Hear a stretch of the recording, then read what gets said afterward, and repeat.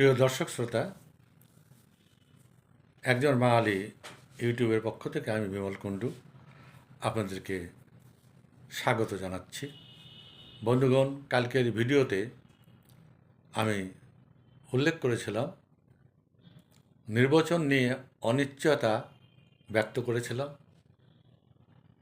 উপদেষ্টারা লাল পাসপোর্ট জমা দিচ্ছে, নতুন করে বিভিন্ন দেশে পালিয়ে যাওয়ার জন্য ভিসার আবেদন করেছে। সেখানে আমার আবেদন ছিল দেশের জনগণের কাছে যে আপনারা সতর্ক দৃষ্টি রাখবেন। প্রধান উপদেষ্টা মোহাম্মদ ইউনূস সোনার বাংলাকে শ্মশান করে রেখে কোনো মতেই যেন দেশ ছেড়ে পালিয়ে যেতে না পারে, সেদিকে আপনারা সতর্ক দৃষ্টি রাখবেন। এই আবেদন গতকালের ভিডিওতে আপনাদের কাছে আমি জানিয়েছিলাম। বন্ধুগণ, আজকের ভিডিও আমি অল্প কিছু আলোচনা করব। সেই নির্বাচনের কথা আবার ঘুরে ফিরে আজকেও আসবে। এখনও কেউই নিশ্চিত নয় যে 12 তারিখে বাংলাদেশে নির্বাচন হবে। কোনো রাজনৈতিক নেতা, আন্তর্জাতিক মিডিয়া, বড় বড় সাংবাদিক যারা আছেন, যারা বাংলাদেশের বর্তমান অবস্থা এবং নির্বাচন নিয়ে বিশ্লেষণ করছেন, বিভিন্ন ধরনের মতামত ব্যক্ত করছেন, তারা কেউই নিশ্চিত নয় যে 12 তারিখে বাংলাদেশে নির্বাচন হবে। আপনারা জানেন যমুনাকে ঘিরে একটা আন্দোলন চলছে। ইনকিলাব মঞ্চের আন্দোলনকারীরা আজ দুদিন ধরে যমুনায় অবস্থান করছে এবং সেখানে তাদের এই আন্দোলনকে কেন্দ্র করে খুবই মারপিট হয়েছে।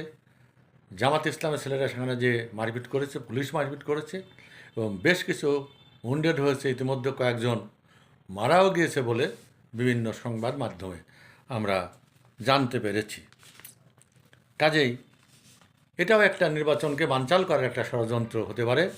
যে সরকার যদি দেখে যে সরকার বলতে এখন ইউনূস, জামাত ইসলাম এবং তাদের এনসিপি ক্যাডার, তারা যদি দেখে জেতার সম্ভাবনা আছে, তাহলে তারা নির্বাচন তুলে নেবে। আর যদি দেখে যে সম্ভব না, তাদের জেতার কোনো সম্ভাবনা নেই, ক্ষমতায় যাওয়ার সম্ভাবনা নেই, তাহলে এই যে এখন যে আন্দোলন চলেছে এইটাকে বেগবান করে এই আন্দোলনের মধ্য দিয়ে তারা নির্বাচনকে ভণ্ডুল করে দেবে, নিজেরাই ঘোষণা করবে যে নির্বাচন হবে না। তাছাড়া সেনাবাহিনীর পক্ষ থেকে জেনারেল ওয়াকার ইতিমধ্যে জানিয়ে দিয়েছেন নির্বাচন সুষ্ঠুভাবে সম্পাদন হবে। সরকার বলেছে সেনাবাহিনীকে বুথের মধ্যে ঢুকতে দেবে না, কিন্তু জেনারেল ওয়াকার বলছেন যে যদি বুথের মধ্যে কোনো রকমের গোলমাল, কোনো রকম অকামের খবর সেনাবাহিনীর কাছে আসে, তাহলে সেটা তারা অবশ্যই দমন করবে। এই যে বিভিন্ন সূত্রে বিভিন্ন কথা, বিভিন্ন প্রশাসনিক সূত্রে যে মুখোমুখি একটা অবস্থান, সাধারণ প্রশাসন, সেনাবাহিনী, পুলিশ, রাজনীতিবিদরা যে মুখোমুখি অবস্থানে দাঁড়িয়ে আছেন, তাদের এই নির্বাচন নিয়ে সন্দেহ করার যথেষ্ট কারণ রয়েছে এবং শেষ পর্যন্ত নির্বাচনটা হবে না বলেই আমরা মনে করছি। আর যদি হয়েও যায় যে নির্বাচন হবে, সে নির্বাচনটা হবে একটা অগ্রহণযোগ্য, অনৈতিক নির্বাচন। তা দেশের মানুষের কাছে এবং আন্তর্জাতিকভাবে কোনোভাবেই গ্রহণযোগ্য হবে না। আর একটা আলামত যেটা দেখা যাচ্ছে নির্বাচন যে হবে না, তার একটা বড় কারণ আজ কদিন ধরে বন্ধুরা আমরা বিভিন্ন মিডিয়াতে আপনারা শুনতে পেয়েছেন, আমিও আমার ভিডিওতে বলেছি যে ভারতের সঙ্গে আমেরিকার একটা চুক্তি হতে যাচ্ছে। 10 বছরের জন্য সেই চুক্তি অলরেডি সম্পাদন হয়ে গেছে। সেখানে ট্রাম্প সাহেব আবার নতুন করে তার বন্ধু মোদির হাতে বাংলাদেশের সমস্যা সমাধান করার দায়িত্বটা তুলে দিয়েছেন এবং আবার প্রকাশ করেছেন, যেটা তিনি ইলেকশনে জেতার পর একবার বলেছিলেন যে তার বন্ধু মোদির উপর তিনি বাংলাদেশের সমস্যার সমাধান কী হবে সেটা সেরে দিচ্ছেন। একই সিদ্ধান্ত আবার এই 10 বছরের চুক্তির মধ্যে এসেছে এবং এই 10 বছরের চুক্তি করতে গিয়ে ট্রাম্প প্রশাসন ভারতবর্ষের একটা ম্যাপ প্রকাশ করেছে নতুন করে। ভারতের সেই ম্যাপের মধ্যে পাকিস্তানের অধিকৃত যে কাশ্মীর রয়েছে, পাকিস্তান অকুপাইড কাশ্মীর যে অংশটা রয়েছে, সেটা ভারতের ম্যাপের মধ্যে ঢুকিয়ে দেওয়া হয়েছে।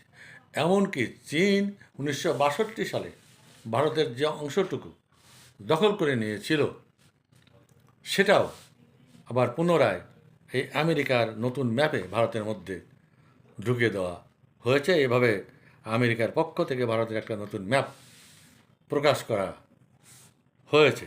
এতে কি বোঝা যাচ্ছে?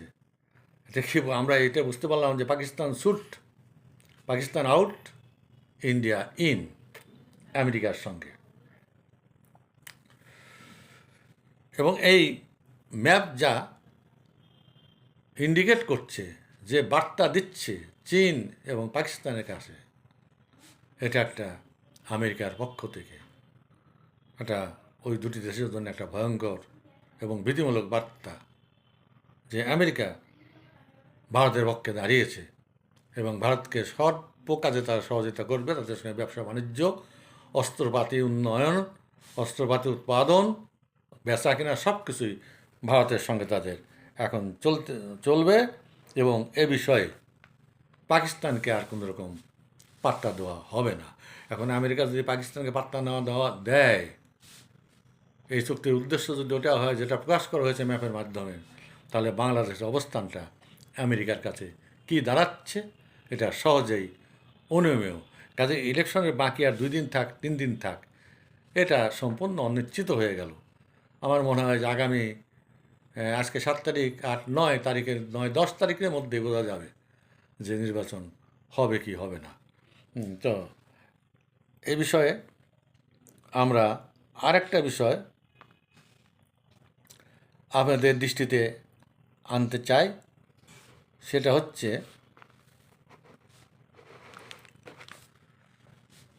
মানচিত্রের একটা সূত্র বলছে এখন নাকি ডিপ স্টেট যারা ইউনুসকে বাংলাদেশের ক্ষমতায় বসিয়েছে, যারা এই নির্বাচনের মাধ্যমে জামাত ইসলাম এবং ইউনুসকে স্থায়ীভাবে ক্ষমতায় বসাতে চেয়েছিল, তারাও নাকি যাচ্ছে না যে এই নির্বাচন হোক এবং ইউনুস ক্ষমতায় টিকে থাকুক। এতে বোঝা যাচ্ছে যে ডিপ স্টেট এবং আমেরিকার যে উদ্দেশ্যে ইউনুসকে বসিয়েছিল, তাদের সে উদ্দেশ্য পূরণ হয়ে গেছে। ইউনুসের কাছ থেকে যা কিছু নেবার ইতিমধ্যে আমেরিকা বিভিন্ন চুক্তির মধ্য দিয়ে সেসব নিয়ে নিয়েছে। অর্থাৎ ইউনুস বাংলাদেশের যে গুরুত্বপূর্ণ এবং সহায় সম্পদ যা ছিল সব কিছুই বিক্রি করে দিয়েছে বিদেশি শক্তির কাছে। এখন এটা জানা যাচ্ছে না, কিন্তু এটা প্রকাশ হবেই এবং খুব শীঘ্রই হয়তো দেশবাসীর কাছে উন্মোচিত হবে যে এই অবৈধ ইউনুস সরকার কী ক্ষতিটা বাংলাদেশের জনগণ এবং বাংলাদেশকে করে গেলেন। আর একটা বিশেষ খবর যেটা আমাদের বাংলাদেশের উপর প্রভাব বিস্তার করতে পারে সেটা বলেই আমি আজকের ভিডিও শেষ করব। সেটা হচ্ছে পাকিস্তানের গতকালের খবর। গতকাল ছিল জুমাবার, শুক্রবার। এই জুমাবারে ইসলামাবাদের একটা মসজিদ রয়েছে। মসজিদটা আমাদের মহানবী হজরত মুহাম্মদের স্ত্রী, যিনি ইসলাম জাহানের মাতা হিসেবে পরিচিত খাদিজা বিন কুবরা, তার নামে পাকিস্তানের ইসলামাবাদে একটি মসজিদ প্রতিষ্ঠিত হয়েছিল। মসজিদটার নামই দেওয়া হয়েছিল খাদিজা বিন কুবরা। সেই মসজিদে কালকে যখন জুমার নামাজ চলছিল, সেই মুসল্লিদের উপর সন্ত্রাসী আক্রমণ চালানো হয়েছে, মানব বোমা নিক্ষেপ করা হয়েছে এবং তাতে বহু লোক মৃত্যুবরণ করেছে, বহু লোক আহত হয়েছে। তাদেরকে ইসলামাবাদের বিভিন্ন হাসপাতালে সরিয়ে নেওয়া হয়েছে। এই হামলার জন্য যারা দায়ী, কোনো কোনো সূত্রের মধ্যে জানা যাচ্ছে যে আইসিস এই হামলা করেছে। আবার পাকিস্তান নিজেরাই